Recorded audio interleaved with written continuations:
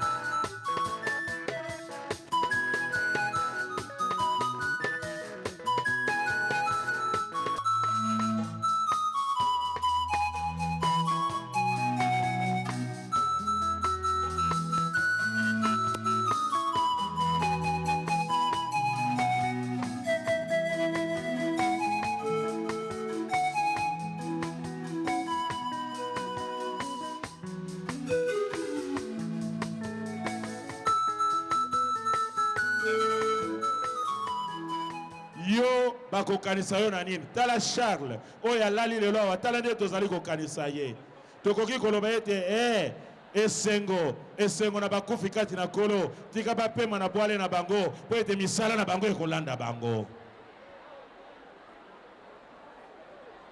kufa ezali okanisa mpona bomoi na yo okanisa mpona bomoi na yo ete mosala na ngai nazali kosala ya nzambe ezali nini tango na bomoi tango na kosala ya nzambe sima na dans le calme qui a permis que pendant une semaine les choses se passent dans le calme. Toujours au nom de la famille, nous remercions les autorités politiques. D'abord, ma pensée ici va vers Maman Olive qui s'est déplacée personnellement. Nous remercions. Nous remercions aussi les autorités gouvernementales qui se sont déplacées. Nous remercions aussi les autorités parlementaires, judiciaires et autres qui sont déplacées à l'occasion des obsèques de notre frère, notre fils et frère Charles Mombaya. Nous remercions infiniment les autorités religieuses, très infiniment. On ne pourrait oublier le concours combien prestigieux de la CB, de la communauté baptiste du fleuve Congo. Nous remercions aussi l'Église de Réveil. Nous remercions toute la communauté protestante. Notre pensée va aussi vers l'association des musiciens. Bravo et merci infiniment pour tout ce qui a été fait. Nous ne pouvons pas oublier les chrétiens. Et pour terminer, nous rendons grâce à Dieu pour tout ce qui s'est passé, pour le concours matériel, pour le concours financier, pour le concours moral, pour le soutien moral qu'ils ont témoigné en notre égard. Je crois que c'est ça le mot de la famille et je vous remercie. Nous disons merci. L'air n'est plus au discours, mais nous disons que Mombaya est mort, mais sa vision ne mourra pas. Nous remercions tous ceux qui nous ont assistés, nous musiciens chrétiens. Nous disons que Dieu vous bénisse. Merci pour les autorités ecclésiastiques. Merci pour la population. Merci pour tout le monde qui nous a assistés. Nous vous demandons tout simplement de nous soutenir, nous musiciens chrétiens, pour exceller comme Charles Mombaya a excellé. Nous remercions aussi les délégations venant de partout, de Paris, Angola, Lubumbashi, les deux Kasaï, Brazzaville et partout au monde. Nous disons merci. Mombaya n'est plus, mais la gloire de Dieu continuera toujours. Je vous remercie. Na kombo ya Lingomba CBFC tolingi kozongisa merci na bino nyonso baoyo osangani na biso pona ko lela ndeko na biso Charles Mombaya. Napesi merci et pas la papa Monseigneur président national na SSC pona ko autoriser biso ete tolela Charles Mombaya awa na centenaire, dans la cathédrale du centenaire. Merci na ba musiciens chrétiens, tango na etumba, pe tango na kimia, tango na kobotama, pe tango na kokufa. Moi tango moke eleki, tozalaki elongo na ndeko na biso Charles Mombaya, moko na balanga nzembo na ekolo na biso. Kokumba mela, kokumisa, pe kosanzola Yawe nzambe na biso. Kasi tala, na tango tokanaki te kufa ebotoli ye na bolingo tozalaki na yango epai na ye ndenge moko pe epai na baninga mosusu. Charles azalaki mobali makasi, moto alingi mosala, mokambi pe mosangisi monene na bato. Na nzela na kondima, Charles Mombaya amimonisaki mokristo mpo na ye moko pe mpo na bamosusu Mungu akati na mokili. Azalaki moto na kobanga nzambe pe nyonso asalaki esepelaki ete ezala mpo na lokumu na ye kasi mpo na lokumu na nzambe. Yango wana liloba na ye ya tango nyonso ezalaki à Dieu seul soit la gloire. Ndakisa monene ezali kombo apesaki na sido na ye asifiwe elingi koloba na lingala akumisama.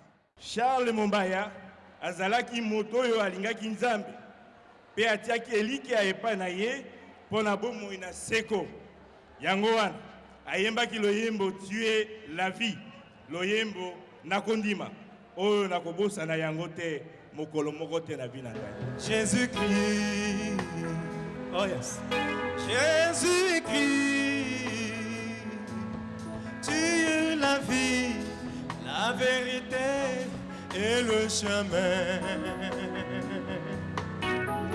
Jésus-Christ, Jésus-Christ, tu es la vie, la vérité, le chemin.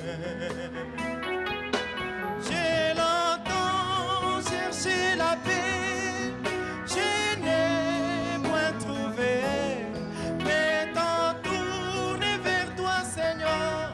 Jésus, tu m'as exaucé.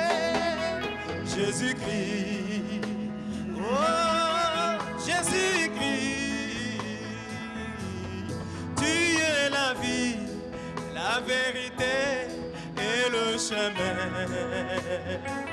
Oh Jésus-Christ, oh Jésus-Christ, tu es la vie, la vérité et le chemin. Dans ce monde plein de soucis, j'étais égaré, abandonné par mes amis. Jésus, tu m'as aimé. Jésus-Christ, oh Jésus-Christ, tu es la vie, la vérité et le chemin. Jésus-Christ, oh Jésus-Christ, tu es la vie, la vérité et le chemin. Mais voici, je viens à toi pour toute ma vie. Remplis-moi du Saint-Esprit pour gagner des hommes pour toi. Oh Jésus-Christ, oh Jésus-Christ, tu es la vie, la vérité et le chemin. Oh, oh, oh Jésus-Christ, Jésus-Christ, tu es la vie, la vérité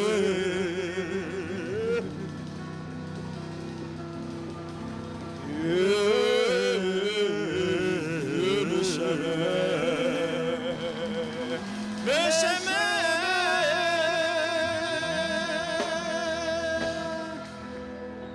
Batona Yesu, bakokumaba, Alléluia, Alléluia.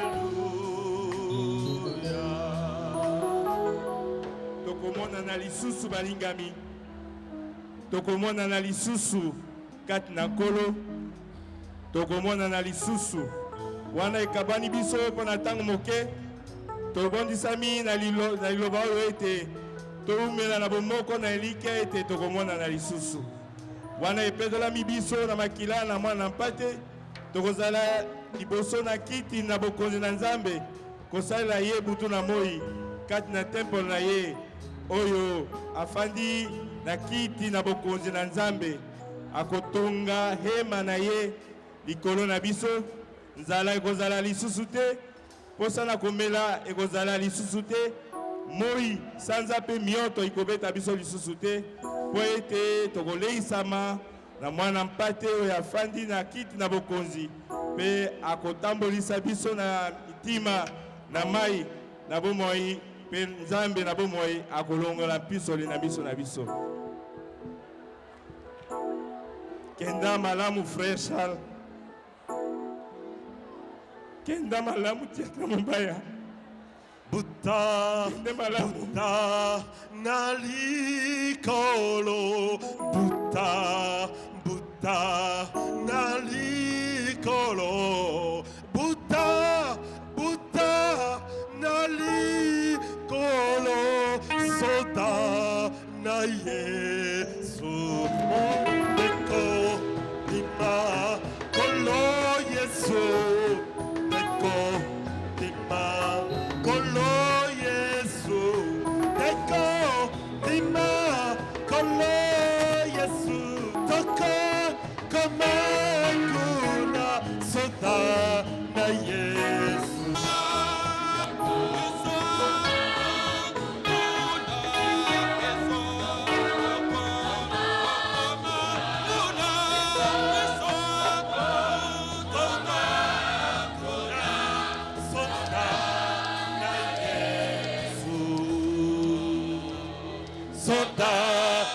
Yesu. Soda na Yesu. Soda na Yesu.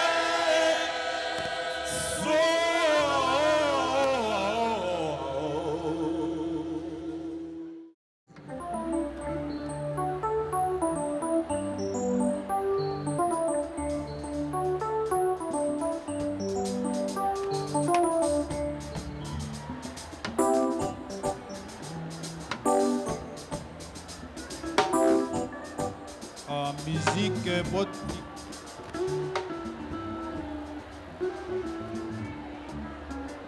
Tolingi kozwa mapamboli. Nazali kosenga epai na bino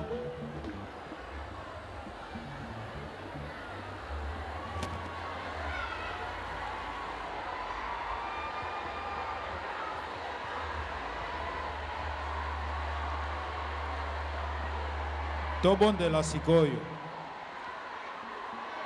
Nzambe tata na biso na likolo, yo ozalaki na biso na ebandeli, tolingi kotika ndako oyo mpona kokende kobomba nzoto na mombo na yo. Yo ozali Nzambe, okotikala mpe seko Nzambe. Oyoki mongongo na biso, bapasi na biso, tozali komitia kati na maboko na yo.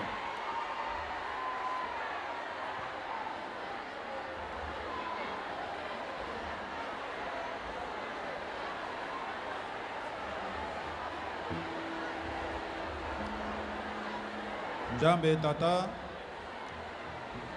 oyebisaki biso mwana oyo asaleli yo. Sikoyo tozali kobima, pambola biso banso baoyo bayaki awa mpe bazonga na mapamboli kouta epai na yo.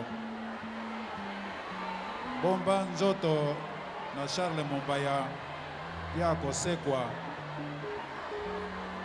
Kombo mosusu te obeli na kombo na Yesu Kristo, yo azali nkolo na biso. Amen.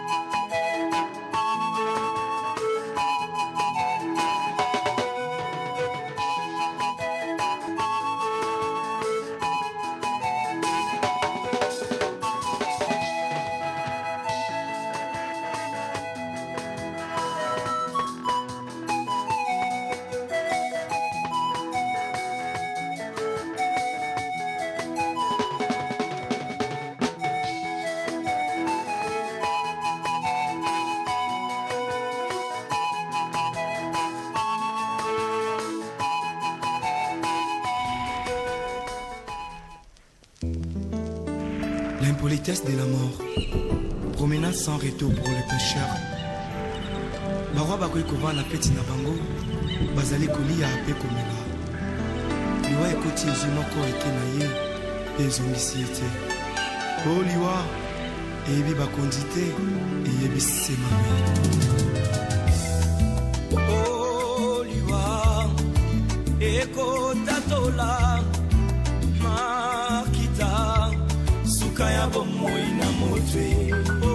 O liwa eko banzaka basekele nyonso ye suka ya bomoi na motwe yango bakumisaka te soki moto nakufi te.